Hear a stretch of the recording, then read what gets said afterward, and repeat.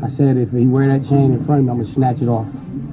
So he wore it in front of me, so I had to snatch it off. Oh, we have a fight on the other side. Look at this. Sorry. Snatching chains on the field, like, what you accomplish? You hard, you tough? Because now you're going to get ejected from the game. I mean, this is just selfish. Like, childish, man. Aqib Talib, the 5-time Pro Bowler, is recently retired but spent his NFL playing days by harassing opposing wide receivers and successfully shutting down the best pass catchers. Many a Sunday's trash talking and beef was exchanged between Talib and some of the NFL's most dynamic wideouts. There was one player, though, that Talib seemed to have a more robust rivalry with. When the two met, referees' flags went flying and whistles pierced the air after the two would get into it, even resulting in some damaged personal hardware. Michael Crabtree and Aqib Talib had at least a 2-year rivalry, and it led to a story that weaved its way through the sports talk show circuit and online sports pages. So what's going on, guys? Mike here, and today we're going to take a look at the rivalry between Michael Crabtree and Aqib Talib. Before we jump to the content, I wanted to take some time to shout out our channel members. Shout out to Sela and Enrique Garcia for joining the Mike Mafia on a channel membership to further support the channel. And if you could take a moment to leave a like, subscribe, and turn on our notifications to help the channel grow, that would be greatly appreciated. Now that we got all that out of the way, break!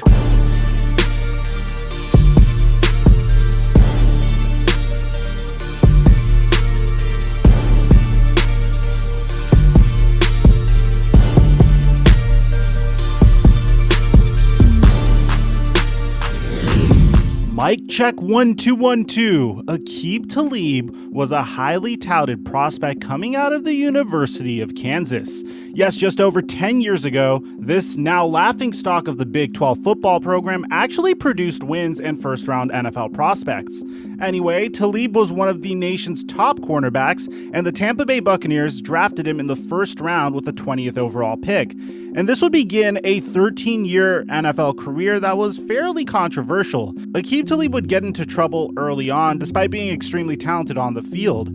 During his rookie season, he was involved in a fist fight with a fellow Buccaneers player during what was supposed to be a time of bonding in an event called the Rookie Symposium. Then, scattered throughout his career were also arrests and charges involving weapons and assaults. Those off-of-the-field issues never seemed to derail Talib's performance on the field, as he was one of the best in his position. He made the NFL's top 100 list, was named to 5 Pro Bowls, and had 1 season as a first-team All-Pro, 2 seasons in the top 10 of interceptions, and 7 seasons in the top 10 of interceptions returned for touchdowns. With all of those accolades, one of the most highlighted acts of his NFL seasons was the trash-talking rivalry and on-field disagreements with fellow veteran wide receiver Michael Crabtree. You see, Michael Crabtree was also solid at his position, playing for 11 seasons, putting up a couple years that broke 1,000 yards, and was never really named to a Pro Bowl despite those accolades. In his career, he recorded 637 receptions for 7,499 yards and 54 touchdowns. Towards the end of Talib and Crabtree's career, things got very interesting and downright physical between the two veterans on the field. Talib was a member of the Denver Broncos, and Michael Crabtree was a member of the Oakland Raiders during the 2016 NFL season, when in Week 17 these two AFC West foes took the field against each other and spurred a campaign of trash talk, pushing, shoving, and other extracurricular activities. It was January 1st, 2017, and the Broncos were ahead, and the first of many chain grab incidents occurred. Talib walked up to Crabtree between plays and yanked on what we assume was a solid gold chain right off his neck, breaking it in two. When Talib recounted his actions, he said, I pulled it the first time, boom, and You it broke. grabbed it and took it like this. No, I tried, boom, but it broke like right where my hand was, so it kind of did like this. So I broke straight down through it, you know what I'm saying? But I'm telling you, look, it broke. So I thought I had it in my hand till I got about almost to the sideline. I looked, I'm like, damn, I don't got it. Crabtree, although probably fuming and ready to throw fists right then, said he made a business decision and didn't retaliate. It ended up being a smart decision on Crabtree's behalf, as there was an AFC title on the line with the hopes of an impending playoff game and a suspension that would risk him missing the chance to contribute and could even jeopardize the Raiders' chance of advancing. To everyone, there was no warning, no prior beef that anyone was aware of, or other serious penalty causing roughhousing that would foreshadow an incident like the chain grab. However, it turned out that Talib and Crabtree both happened to grow up in Dallas, Texas, and there was a rivalry in prior trash talking, sometimes even on the field, but just away from where the cameras had been pointed. It had been happening quite some time before that first chain snatch. You see, Talib was from the north part of Dallas, and Crabtree hailed from the south part of Dallas. Kind of similar to being from different sides of the railroad tracks, perhaps the two knew how to push each other's buttons with some very specific regional trash talk on the field. Talib, several years after the incident, confirmed that this Texas-sized rivalry was indeed quite robust, as he stated, "We both know each other from Dallas." Right. And see, people don't know that. People don't know that. We both from Dallas, you know what I'm saying? He from the South, I'm from the North. And we talk noise there. You sorry, well, we'll catch the ball and what. But his noise talking was a little bit different, man. It was, so I think that like elevated personal. It was a little more personal, and I think it came from us just knowing each other around the city. Right. Now get this, after that first incident, Aqib Talib would not be penalized, suspended, or fined. The question that was raised was, why did Talib rip off the chain in the first place? Of course, the media was quick to ask him following that game and approached him in the locker room, and Talib's response then was, "Oh nah, man, he just been wearing that chain all year, man. It just been growing on me. So I said if he wear that chain in front of me, I'm gonna snatch it off. So he wore it in front of me, so I had to snatch it off." The rivalry, all related to a gold chain, was now in full swing. Crabtree's response to the Talib snatching incident was also filled with harsh words directed towards Talib and showed that the negative feelings that were held were indeed mutual. "I really don't like number 21 though. I think he's fake. You aren't tough," Crabtree said. I just feel like they acting, it's actors. I mean, you ain't tough, you ain't D'ing nobody up like this. I mean, you acting. You snatching chains on the field, like, what you accomplish? You hard? You tough? They make you tough? You snatch the chain in front of the police and take off running. Like, what that? Like, childish, man. It didn't sound like from either of the players' comments that it would be a one-and-done incident, and to the glee of the many individuals that crave drama in the NFL, us included, the sideshow antics of Talib and Crabtree would likely remain in the following season. Of course, the media was looking for a chance to again bring the drama to the front pages, and in the September of the following season was quick to ask Talib about the rivalry with Crabtree. Talib basically told the media that when he was taking the field, he was more worried about the routes that opposing receivers would be running, and the last thing he would be concerned about was Crab Boy's chain.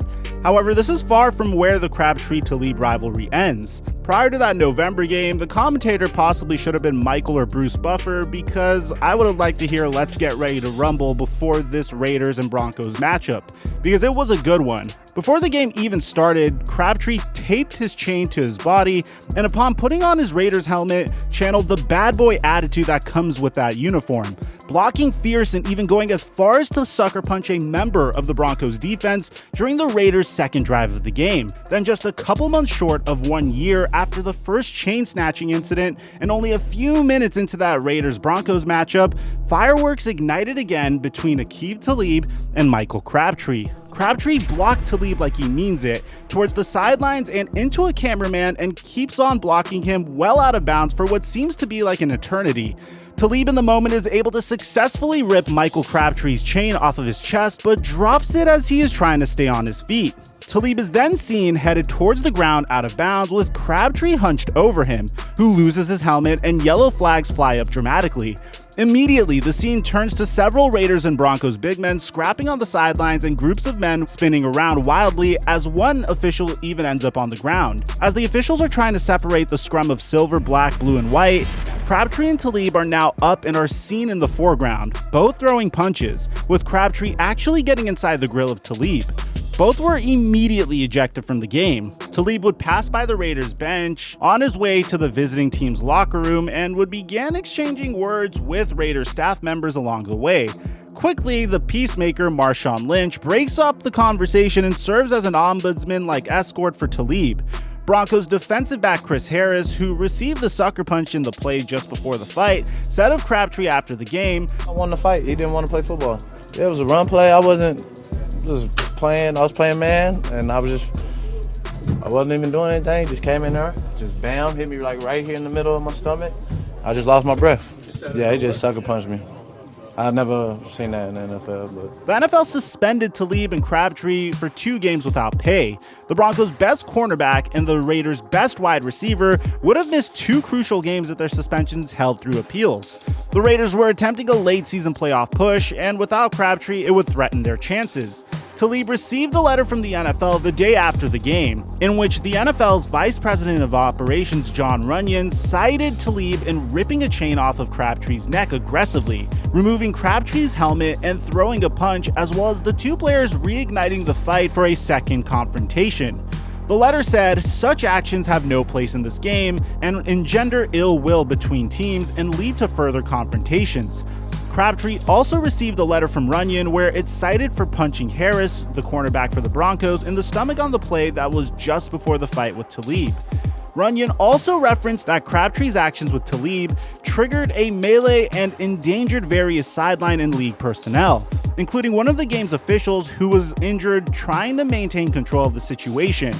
The suspensions ultimately ended up being reduced by the NFL to only 1 game for the 2 troublemakers. However, everyone looked forward to what was to come the next time they would meet on an NFL field. All assumed that there would be a continuum of the beef between the 2 players for as long as they were on opposing sidelines. However, with the journeyman style of the NFL, combined with it being the latter end of the 2 veterans' careers, caused them to both go their separate ways, and it wasn't until 2019 that their names were in the same news story again. This time it would be during the off-season and back in Texas. Being from the same hometown of Dallas, Texas, there was a chance that they would run into each other off of the field, even though they were from different parts of the city, and eventually they did.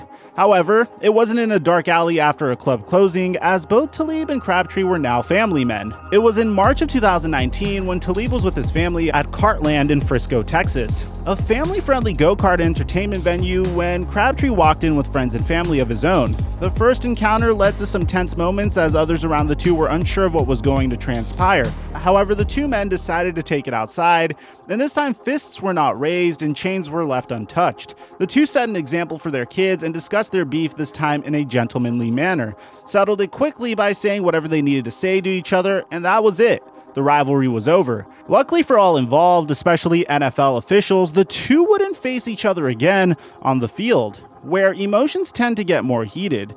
The question that was still out there after all was said and done was, what was Talib originally going to do with Crabtree's chain once he got it off of his neck? Aqib Talib gave an animated recollection in a Call to the Booth segment just last month. Aqib, are you going to tell us the plan for the chain?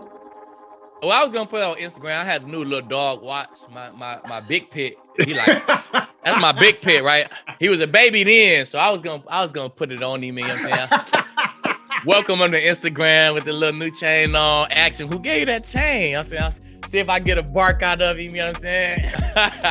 It was all in fun though. It was all in fun though, man. Entertainment, baby. We at the end of the day, we work in entertainment, right? So I'm just trying to entertain my fans. Yeah. Talib really gave a unique perspective on the beef that so many NFL players have with one another. Perhaps all of those rivalries on the NFL fields are really just manufactured for us fans. Thank you guys for watching this episode of our Trash Talk series. If you guys want to see more content like this, please take a moment to leave a like, subscribe, and turn on our notifications, and comment what other rivalries that you would like us to cover in the comment section down below. Aside from that, I'm your boy Mike, and I'm dropping our mic until our next upload.